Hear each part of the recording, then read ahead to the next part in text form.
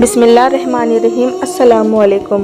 دوستو، جب بھی کسی انسان کی موت ہوتی ہے، یعنی اگر وہ اس دنیا سے رخصت ہو جاتا ہے، تو پھر اس کی آخری رسمیں یا پھر ہم کہہ سکتے ہیں کہ اس کا انتم سنسکار اس کے علاقے کے حساب سے، اس کے کلچر کے حساب سے یا پھر اس کے دھرم اور مذہب کے حساب سے کیا جاتا ہے۔ کسی کو جلایا جاتا ہے تو کسی کو دفنایا جاتا ہے، یا پھر اس کے علاوہ بھی کچھ لوگوں میں الگ الگ طریقے استعمال کیے جاتے ہیں۔ خاص طور سے ہماری دنیا کے جو 3 ابراہیمی مذہب ہیں، یعنی کہ ابراہم، ایک ریلیجن، یہودی، عیسائی اور مسلمان، ان تینوں میں ہی تھوڑے بہت فرق کے مردوں کو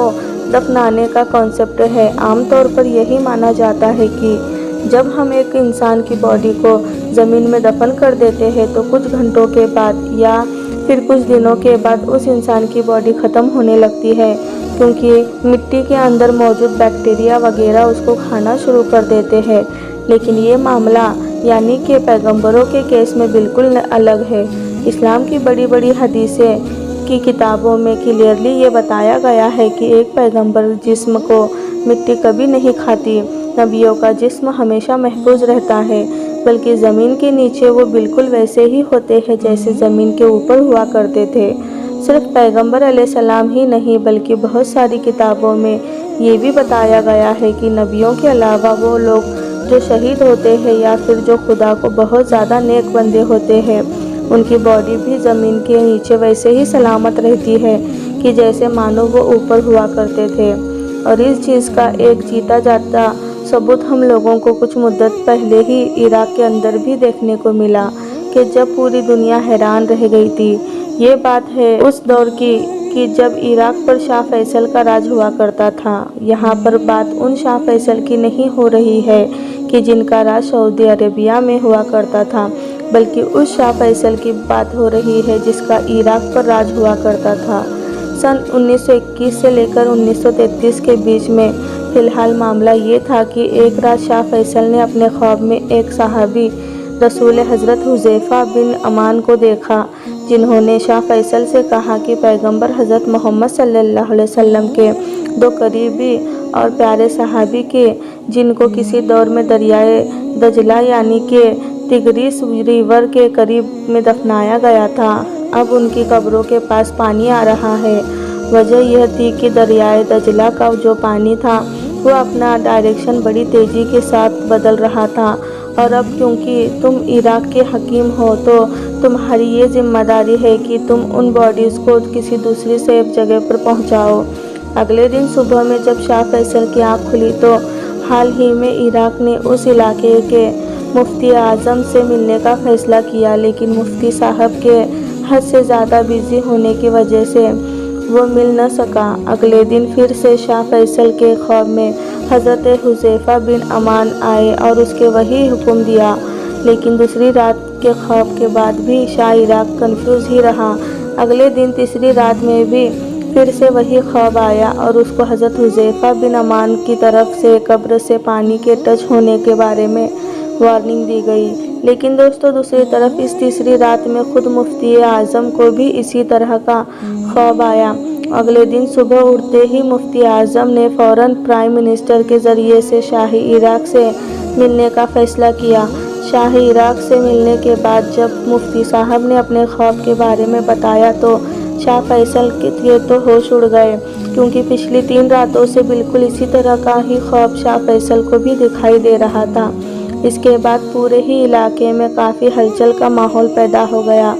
بحث بازی ہونے لگی، اسی بات پر ڈیبیٹ ہونے لگی کہ کیا ایسا کرنا ٹھیک بھی ہوگا یا پھر نہیں، اور آخر میں ایک لمبی ڈسکشن کے بعد ایک فتویٰ جاری کیا گیا جس میں یہ بتایا گیا کہ اس طرح کے سرکمسٹنسز میں اس طرح کی کنڈیشن میں صحابہ کی قبروں کو کھودا جا سکتا ہے۔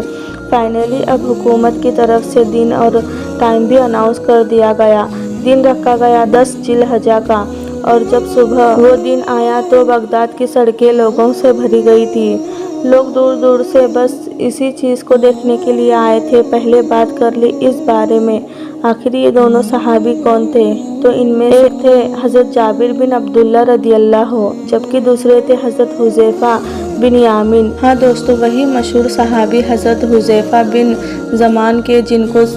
رازدار رسول بھی کہا جاتا ہے، یعنی کہ دا سیکرٹ کیپر، کیونکہ راز کو راز رکھنے کی جو کوالٹی ان کے پاس تھی وہ کسی کے پاس نہیں تھی۔ وہ ہے جو کہ پیغمبر حضرت محمد صلی اللہ علیہ وسلم کسی دوسری صحابی کے بجائے اپنے راز کی باتیں ان کو بتایا کرتے تھے۔ یہ وہ منافق لوگ تھے جو شروعاتی دور میں مسلمانوں کے لیے سب سے بڑا خطرہ بنے ہوئے تھے، باہری خطرے سے بھی بڑا خطرہ، کیونکہ ظاہر ہے وہ اوپر سے مسلمان ہوا کرتے تھے جبکہ اندر سے دشمن۔ ان سارے منافقوں میں بھی جو 12 سب سے بڑے منافق تھے ان کے نام پیغمبر حضرت محمد صلی اللہ علیہ وسلم نے صرف اور صرف انہی حضرت حذیفہ بن یمان کو بتایا تھا، اور یہ ان کی ذمہ داری لگائی کی تھی کہ وہ خفیہ پر ان کی ایکٹیویٹیز وغیرہ پر نظر رکھے۔ حضرت حذیفہ بن یمان نے اپنی پوری زندگی اس راز کو راز رکھا۔ حضرت محمد صلی اللہ علیہ وسلم کے ظاہری طور پر اس دنیا سے چلے جانے کے بعد بھی خلافت راشدہ کے دور میں انہوں نے کبھی بھی اپنی زبان نہیں کھولی، حالانکہ حضرت ابوبکر صدیق اور حضرت عمر جیسے بڑے خلیفہ ان کے مشورے کے لیے ضرور بلاتے، تاکہ ظاہری ہے کہ کبھی بھی کوئی معاملہ گڑبڑ دکھے تو یہ نام بھلے ہی نہ بتائے لیکن گائیڈ ضرور کر دے۔ مسلم ہسٹورین لکھتے ہیں کہ دوسرے خلیفہ یعنی حضرت عمر فاروق اعظم رضی اللہ تعالیٰ عنہ نے بڑی کوشش کے بعد ایک طریقہ ضرور نکال لیا تھا۔ وہ طریقہ یہ تھا کہ جب بھی کسی مسلم کا انتقال ہوا کرتا تھا تو وہ حذیفہ بن یمان پر نظر رکھا کرتے تھے کہ وہ اس کے جنازے میں شامل ہو رہے ہیں یا پھر نہیں۔ اگر ان کو کسی بھی طریقے سے یہ پتہ چل جاتا تھا کہ فلاں کے جنازے میں حضرت حذیفہ شامل نہیں ہوئے ہیں تو وہ انڈائریکٹلی اندازہ لگا لیا کرتے تھے کہ معاملہ ضرور کچھ نہ کچھ گڑبڑ تھا۔ فی الحال ان کو خلافت راشدہ دور میں ہی کوفہ اور اس کے آس پاس کے اس پورے علاقے کا گورنر بنایا گیا تھا کہ جو آج کے دور میں ماڈرن عراق کہلاتا ہے، اور پھر 656 عیسوی میں ان کی اسی علاقے میں یعنی کہ المدار نام کے اس شہر میں ہی وفات ہو گئی تھی کہ جو دریائے دجلہ کے کنارے پر موجود ہے۔ فی الحال واپس آئے کہ اپنی قبر والے ایکسیڈنٹ پر، تو لگ بھگ 1300 سال کا ایک لمبا عرصہ گزر جانے کے بعد اب ہزاروں لوگوں کی بھیڑ کے بیچ میں 2 صحابہ کی قبر کھولی جا رہی تھی۔ قبریں جب کھولی گئی تو سب لوگوں کے ہوش اڑ گئے اور آنکھیں پھٹی کی پھٹی رہ گئی، کیونکہ معاملہ بالکل ویسا ہی تھا کہ جیسے وہ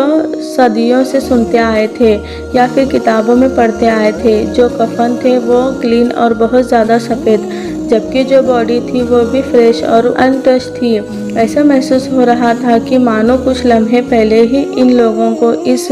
قبر میں لٹایا گیا تھا اور یہ لوگ سو رہے ہیں۔ ایسا مانا جاتا ہے کہ جب یہ سب کچھ ہو رہا تھا تو وہاں پر ایک جرمن فزیشین بھی موجود تھا جس نے شاہ عراق سے خاص ریکویسٹ کر کے یہ تمنا ظاہر کی کہ وہ دونوں کی باڈیز کو بہت ہی زیادہ قریب سے یعنی کہ ان کی آنکھیں اور چہرے وغیرہ کو دیکھنا چاہتا ہے، اور ایسا کرنے کے بعد وہ جرمن فزیشین اسلام میں کنورٹ ہو گیا تھا، کیونکہ وہ بھی حیران تھا کہ 1300 سال گزر جانے کے بعد کسی بھی انسان کی باڈی اس حالت میں کیسے رہ سکتی ہے۔ پھر اس کے بعد دونوں ہی باڈیز کو ایک دوسری سیف جگہ پر دفنا دیا گیا، یعنی کہ حضرت سلمان فارسی رضی اللہ تعالیٰ عنہ کے مقبرے کے پاس میں۔ فی الحال دوستو آج کی اپنی ویڈیو کو ہم یہیں پر ختم کرتے ہیں۔ ویڈیو پسند آنے پر نہ صرف ویڈیو کو لائک کریں بلکہ اپنے دوستوں کے ساتھ بھی ضرور شیئر کریں، اور اسی طرح کی ویڈیوز ہمیشہ دیکھنے کے لیے ہمارے اس چینل کو سبسکرائب ضرور کر کے ساتھ ساتھ بیل آئیکن کو بھی پریس کریں۔ السلام علیکم، اللہ حافظ۔